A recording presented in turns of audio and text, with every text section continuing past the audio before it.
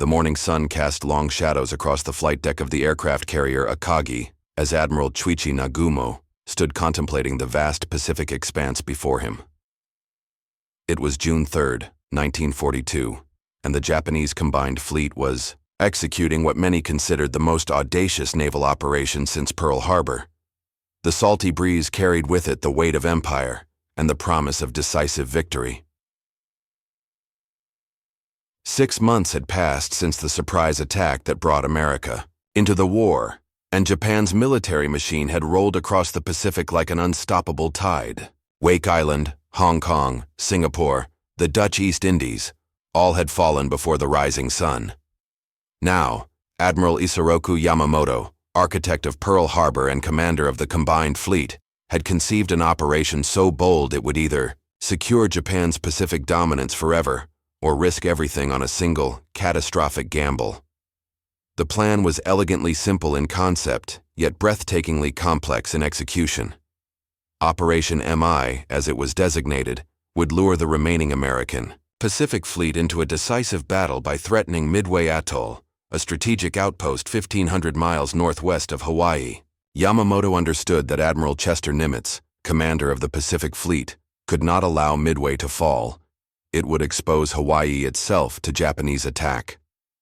Nagumo's first carrier striking force, consisting of 4 of Japan's finest aircraft carriers, Akagi, Kaga, Hiryu, and Soryu, would spearhead the assault.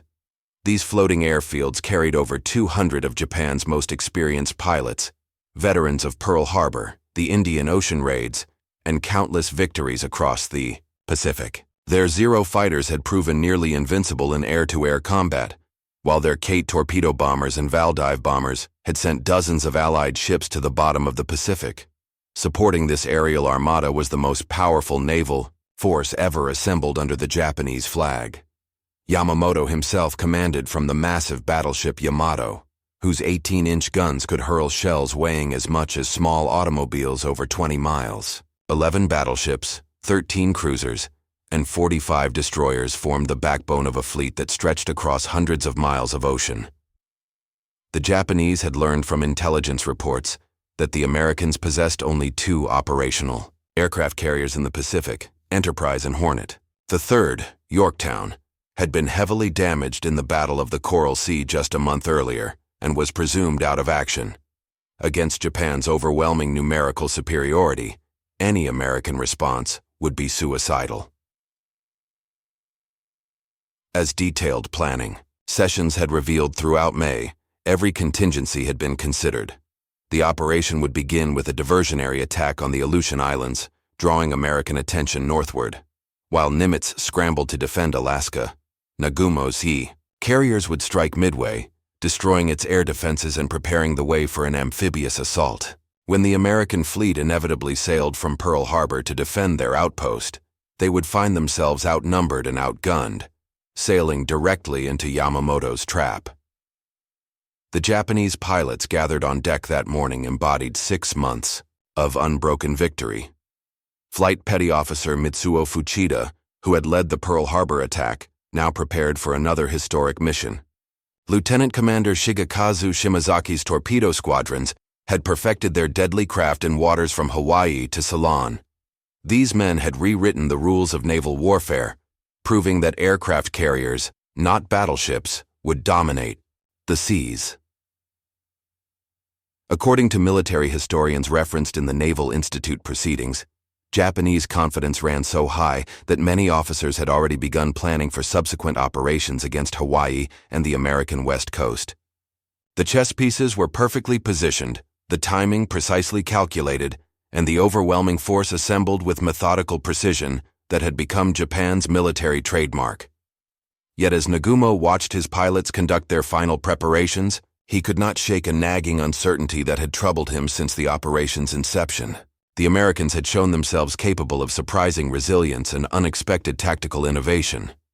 At Pearl Harbor, they had lost their battleships but saved their carriers.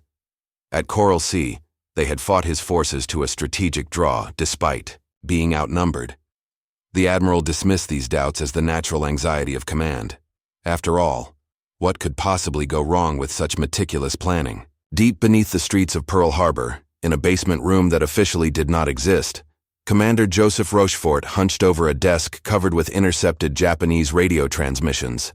The fluorescent lights hummed overhead as he and his team of cryptanalysts worked around the clock to decode the enemy's intentions. It was May 27, 1942, and Rochefort had just made a discovery that would change the course of the Pacific War. For weeks, American codebreakers had been intercepting references to a major Japanese operation designated F. The intercepts suggested a massive assault was imminent, but the target's identity remained maddeningly elusive. Some intelligence officers believed AF referred to Hawaii itself.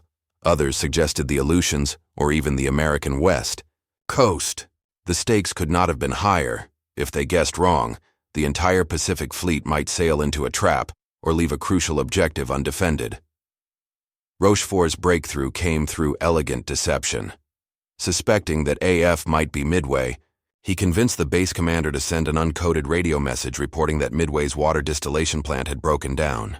Within hours, Japanese radio intercepts reported that AF was short of fresh water. The puzzle pieces fell into place with startling clarity. Yamamoto was planning to strike Midway with overwhelming force. Admiral Chester Nimitz, a soft-spoken Texan who commanded American forces in the Pacific, faced an impossible decision. His intelligence suggested that the Japanese were bringing 4 aircraft carriers, supported by the most powerful fleet ever assembled in the Pacific. Against this armada, he could muster only 3 carriers: Enterprise, Hornet, and Yorktown, the latter barely patched together after her mauling at Coral Sea. The conventional wisdom dictated that a naval force attacking a fortified position needed a 3-to-1 advantage to succeed. Yamamoto possessed that advantage and more. By every calculation, sending the American fleet to defend Midway would be tantamount to suicide. Yet Nimitz understood that losing Midway would expose Hawaii to direct attack and potentially force American withdrawal from the Central Pacific. At Pearl Harbor's dry dock, teams of workers labored frantically to repair Yorktown's battle damage. The carrier had limped home with a massive hole in her flight deck and critical systems damaged throughout her hull. Navy estimates suggested she needed 3 months of repairs to return to combat readiness. Nimitz gave them 3 days. The miracle of American industrial improvisation manifested itself in round-the-clock welding, urgent parts fabrication, and desperate improvisation. Workers wielded acetylene torches while ammunition handlers loaded ordnance. Steel plates were cut and fitted, while fuel lines were rerouted around damaged sections. When Yorktown sailed on May 30th, she carried 1,400 workers still completing repairs at sea. Rear Admiral Raymond Spruance, commanding Task Force 16 with Enterprise and Hornet, represented the new generation of American naval leadership. Unlike many of his contemporaries who had built their careers around battleship tactics, Spruance understood that aircraft carriers had fundamentally changed naval warfare. His force would operate independently of traditional naval doctrine, relying on speed, surprise, and the striking power of naval aviation. Rear Admiral Frank Fletcher, commanding Yorktown and designated overall tactical commander, brought hard-won experience from recent battles. At Coral Sea, he had learned that carrier warfare rewarded bold initiative over cautious maneuvering. The side that struck first with maximum force would likely achieve decisive victory. As the American fleet sailed northwest from Pearl Harbor, they carried with them the hopes of a nation still reeling from 6 months of almost continuous defeat. The fall of the Philippines, the loss of Wake Island, and the shock of Pearl Harbor had shaken American confidence to its foundation. Midway represented more than a strategic objective. It was a test of whether American naval power could stand against the seemingly invincible Japanese war machine. The timing of Nimitz's decision would prove crucial. Rather than wait for Japanese intentions to become clear through reconnaissance, he had committed his entire available force based on intercepted communications and cryptographic analysis. This gamble, launching his outnumbered fleet before the enemy's true strength was confirmed, violated every principle of cautious naval strategy. Yet as Task Forces 16 and 17 disappeared over the horizon, Nimitz understood that conventional caution would guarantee defeat. Against overwhelming Japanese numerical superiority, only perfect timing and audacious execution offered any hope of victory. Dawn broke gray and overcast on June 4, 1942, as Lieutenant Commander Wade McCluskey adjusted his radio headset and peered through the cockpit canopy of his Douglas Dauntless dive bomber. Below him, the Pacific stretched endlessly in all directions, its surface broken only by occasional whitecaps that caught the early morning light. McCluskey commanded Enterprise's air group, and for the past 2 hours, he had been searching for the Japanese fleet that intelligence promised would be somewhere in these waters.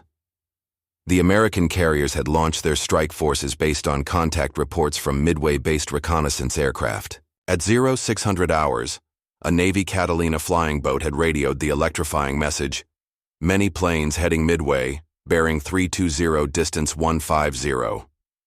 The Japanese carriers had been found. Admiral Nagumo, aboard the flagship Akagi, had begun his day with characteristic methodical precision. His first wave of bombers and fighters had already departed for Midway, tasked with neutralizing the atoll's air defenses in preparation for the amphibious assault. 108 aircraft, 72 bombers escorted by 36 Zero fighters, represented the largest single airstrike launched from carriers since Pearl Harbor. The attack on Midway proceeded exactly as planned. Japanese bombers swept over the tiny atoll, their ordnance cratering runways and destroying fuel storage facilities. American defenders, flying obsolete Brewster Buffalo fighters and antiquated torpedo bombers, threw themselves against the Japanese formation, with desperate courage but achieved little beyond demonstrating their own gallantry. The Zeros carved through the defending fighters with lethal efficiency, while Japanese bombers methodically dismantled Midway's defenses.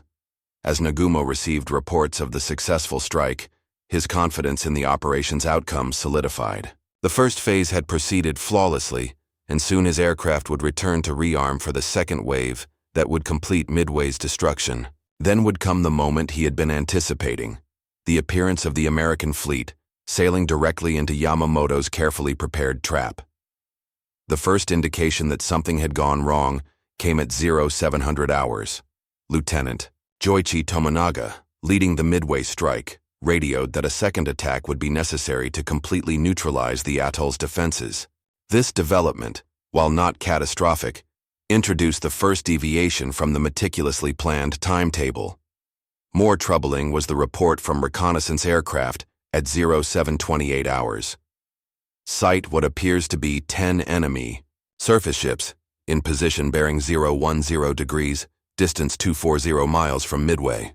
American naval forces were already at sea, positioned much closer than intelligence had predicted. McCluskey's dive bombers, meanwhile, had reached the calculated intercept point and found empty ocean. The Japanese carriers were not where they were supposed to be.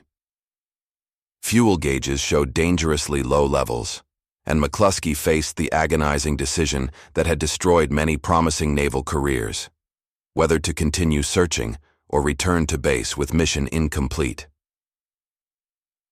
The lieutenant commander chose to trust his instincts over his instruments. Banking northeast, he followed a hunch that the Japanese fleet might have altered course. Below him, the ocean revealed its secrets grudgingly. Then, at 0955 hours, McCluskey spotted the white wake of a Japanese destroyer racing northwest. Following that wake would lead him directly to Admiral Nagumo's carriers. Aboard Akagi, the morning's perfect execution was beginning to unravel. Nagumo's staff faced a critical decision that would determine the battle's outcome. The Midway strike force would return shortly, requiring immediate recovery and rearming. Simultaneously, the proximity of American naval forces demanded an immediate strike against enemy carriers. The admiral possessed insufficient aircraft to accomplish both missions simultaneously. The decision to recover and rearm the Midway strike force first would prove fateful. As Japanese aircraft handlers worked frantically to bring planes below deck, exchange ordnance, and prepare for launch, Nagumo's carriers entered their most vulnerable phase. Flight decks crowded with aircraft, fuel lines pressurized for rapid refueling, and ordnance scattered throughout the hangars created conditions that any spark could transform into catastrophe. At 0958 hours, McCluskey's Dauntlesses rolled into their attack dives, screaming down toward Akagi and Kaga at terminal velocity. The precise timing of their arrival, catching the Japanese carriers with their aircraft rearming rather than airborne, would transform what should have been Japan's greatest naval victory into one of history's most decisive defeats. The shriek of wind through dive brakes filled Lieutenant Commander Wade McCluskey's ears as his Dauntless plummeted toward the aircraft carrier Akagi from 14,000 feet. Below him, the Japanese flagship appeared as a perfect miniature, her flight deck crowded with aircraft being hastily prepared for launch. Zero fighters, Kate torpedo bombers, and Valdive bombers sat wingtip to wingtip, fuel hoses snaking between them as ground crews worked desperately to ready another strike.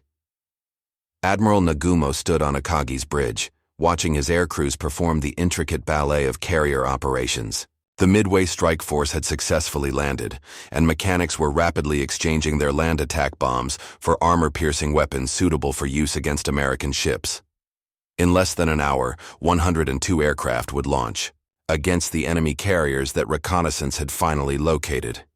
The Admiral's confidence remained unshaken despite the morning's complications. His 4 carriers still possessed overwhelming aerial superiority.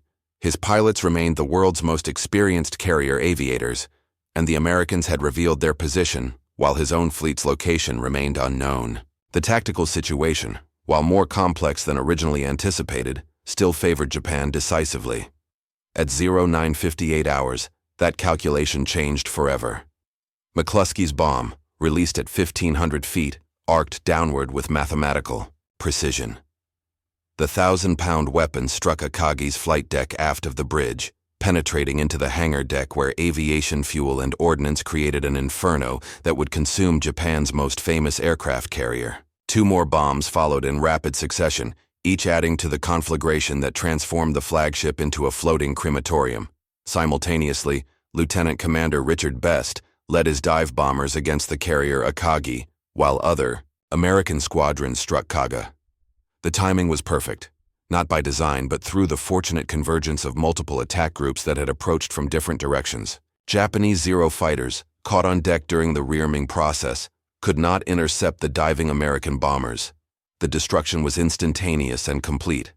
Kaga, struck by 4 bombs in rapid succession, became a floating furnace as aviation gasoline ignited throughout her hangar spaces. Secondary explosions tore through her hull as stored torpedoes and bombs detonated in sympathetic explosions that lifted entire sections of her flight deck into the air.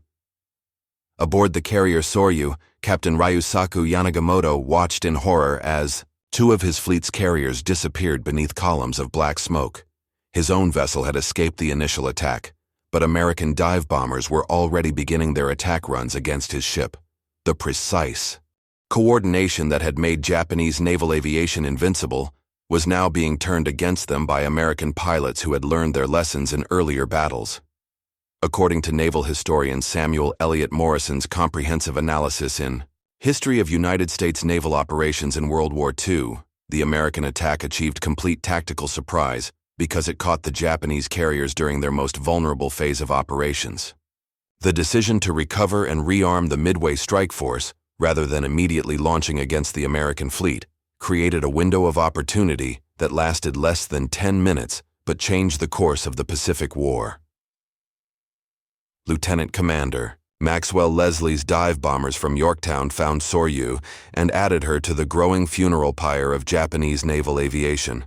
3,000-pound bombs struck the carrier in rapid succession, igniting fuel and ordnance that had been prepared for the aborted strike against American ships. Within minutes, Soryu was ablaze from stem to stern, her crew abandoning ship, as internal explosions tore her apart. In less than 6 minutes, 3 of Japan's foremost experienced aircraft carriers had been reduced to burning hulks. With them died not only the ships themselves, but hundreds of irreplaceable pilots, mechanics, and naval aviators who had formed the backbone of Japanese carrier aviation since Pearl Harbor. The carefully trained aircrew, who had struck across the Pacific from Hawaii to Ceylon, were consumed in the flames of their own ordnance. Admiral Nagumo, forced to transfer his flag from the burning Akagi to the cruiser Nagara, surveyed a tactical situation that had reversed completely in the span of a single dive-bombing attack. His remaining carrier, Hiryu, still possessed striking power, but the mathematical superiority that had guaranteed Japanese victory had been eliminated in minutes. The bold timing of the American attack, arriving precisely when Japanese defenses were most vulnerable, had achieved what months of strategic planning could not accomplish. 650 words. Rear Admiral Taman Yamaguchi stood on the bridge of the aircraft carrier Hiryu, the only Japanese flat-top to survive the morning's devastating American attack. Black smoke columns from his three sister ships rose like funeral pyres against the afternoon sky, marking the graves of Akagi, Kaga, and Soryu. The pride of the combined fleet's carrier force had been reduced to burning wreckage in less than 10 minutes, but Yamaguchi was not ready to concede defeat. Known throughout the Imperial Navy as one of its most aggressive commanders, Yamaguchi had earned his reputation through bold action rather than cautious calculation. Unlike Admiral Nagumo, who preferred methodical planning and overwhelming force, Yamaguchi understood that desperate situations demanded desperate measures. His remaining 18 dive bombers and 6 fighters represented Japan's last chance to salvage victory from the day's catastrophe. At 1 o'clock in the afternoon, Lieutenant Michio Kobayashi led Hiryu's strike force off the carrier's deck, climbing into the humid Pacific air with orders to find and destroy the American carriers. The Japanese had finally located their enemies through reconnaissance flights, and Yamaguchi was determined to demonstrate that one well-executed attack could still reverse the battle's outcome. The target was USS Yorktown, steaming 25 miles northeast of the burning Japanese carriers. Rear Admiral Frank Fletcher's flagship had survived the morning's attacks unscathed, but her crew understood that Japanese retaliation was inevitable. Throughout the ship, damage control parties prepared for battle while fighter directors tracked incoming enemy aircraft on their primitive radar screens. Yorktown's combat air patrol consisted of 6 Wildcat fighters, a pitifully small force to defend against incoming Japanese bombers. Yet the Americans possessed advantages that would prove decisive. Their radar provided early warning of approaching threats, their fighter direction systems could coordinate defensive responses, and their pilots had learned hard lessons about Japanese tactics during previous encounters. The air battle that developed over Yorktown demonstrated the evolution of carrier warfare since Pearl Harbor. Japanese pilots, despite their experience and superior aircraft, found themselves facing Americans who no longer panicked under attack.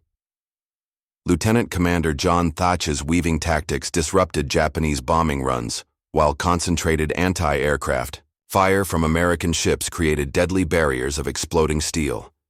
Despite fierce resistance, 3 Japanese bombs struck Yorktown between 1:20 and 1:25 p.m.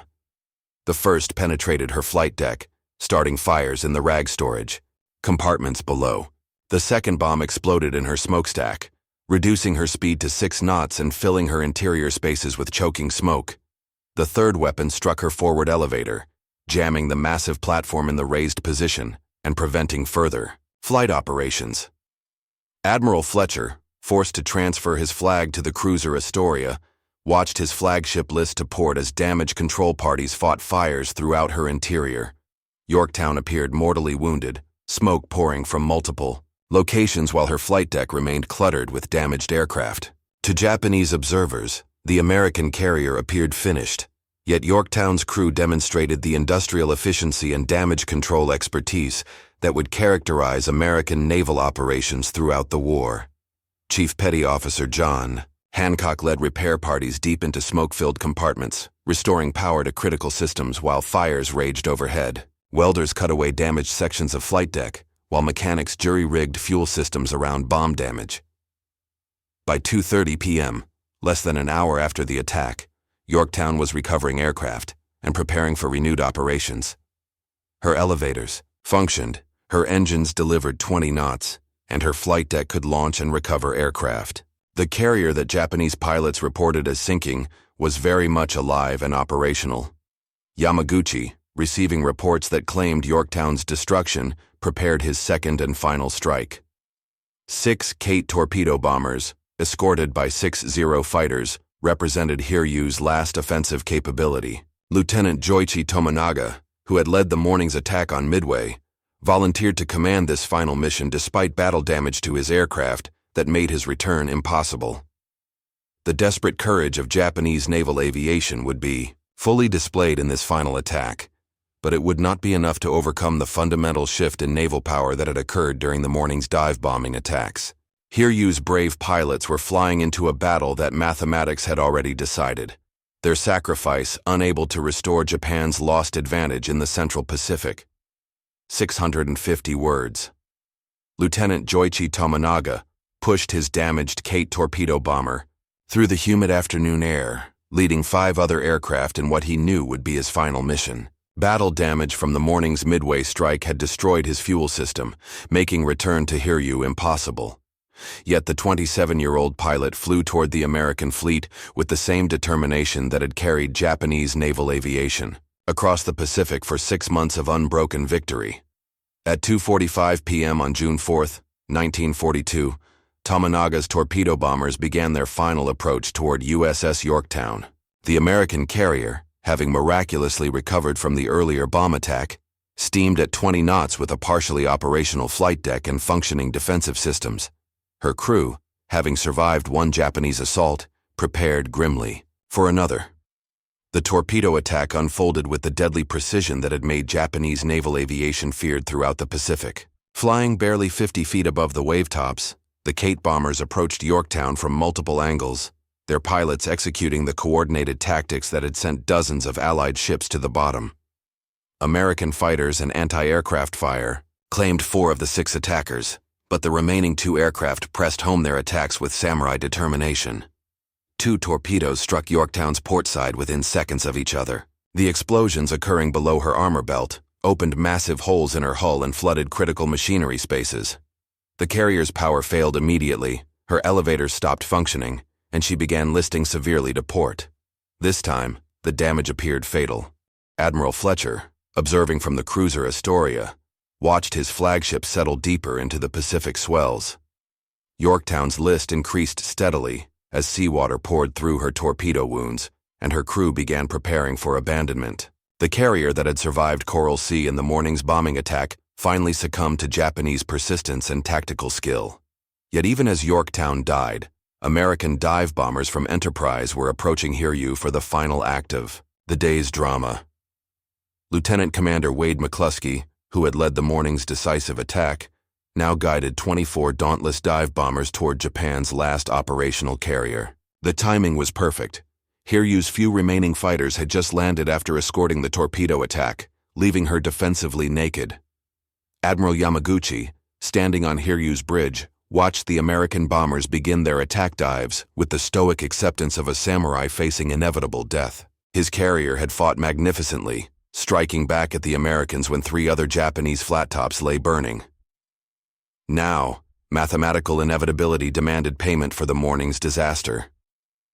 4,000-pound bombs struck Hiryu in rapid succession, igniting aviation fuel and ordnance throughout her hangar spaces. The carrier that had launched Japan's final offensive blow was consumed by the same type of fires that had destroyed Akagi, Kaga, and Soryu. Within minutes, she was blazing from stem to stern, her crew fighting fires that could not be controlled. Evening approached. Admiral Yamamoto faced the unthinkable reality that his carefully planned operation had achieved complete disaster. 4 aircraft carriers, the backbone of Japanese naval aviation, lay burning or sunk. With them had died over 300 of Japan's most experienced pilots, aircraft maintenance crews, and naval aviators, irreplaceable specialists who had required years to train. The mathematical superiority that had guaranteed Japanese victory had been eliminated through the precise timing of American attacks that caught the Japanese fleet at its most vulnerable moment. The decision to recover and rearm the Midway strike force, rather than immediately attacking the American carriers, had created a 6-minute window during which American dive bombers destroyed the foundation of Japanese naval power in the Pacific. Taitui Sater, sunset on June 4th, Admiral Yamaguchi went down with Hiryu, refusing rescue and choosing death over the shame of defeat. His final radio message epitomized the tragedy of Japanese naval aviation. I am alone, and enemy forces are overwhelming. The Battle of Midway ended not with the crushing Japanese victory that meticulous planning had promised, but with the destruction, of Japan's carrier striking force and the beginning of American naval dominance in the Pacific. The bold timing of American attacks, catching Japanese carriers during their most vulnerable phase, had undone months of strategic preparation and changed the course of the Pacific War. The Empire's sunset had begun in the waters off a tiny atoll that few Americans could have located on a map 6 months earlier.